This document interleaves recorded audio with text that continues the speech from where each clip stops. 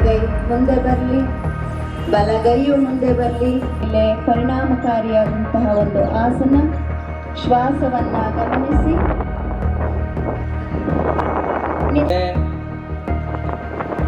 ಮೇರುದಂಡ ಅಥವಾ ಬೆನ್ನಿನ ಒಂದು ಆರೋಗ್ಯ ಈ ಅಭ್ಯಾಸದಿಂದ ವೃದ್ಧಿಸುತ್ತೆ.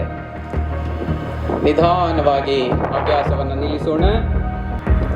ಈಗ ಮೊಣಕಾಲುಗಳಿಗೆ ಮಾಡ್ತಕ್ಕಂಥ ಶ್ವಾಸ ಹೊರಗೆ, ಶ್ವಾಸ ಒಳಗೆ, ಶ್ವಾಸ ಹೊರಗೆ. ಶಕ್ತಿಯುತವಾಗ್ತದೆ, ಕಾಲುಗಳು ಸ್ಟ್ರೆಂತ್ ಆಗ್ತವೆ, ನಮ್ಮ ಮಾಂಸಖಂಡಗಳಿಗೆ ಒಂದು ಒಳ್ಳೆಯ ಒಂದು ಅಭ್ಯಾಸ ದೊರಕುತ್ತೆ. ಮುಂದಿನ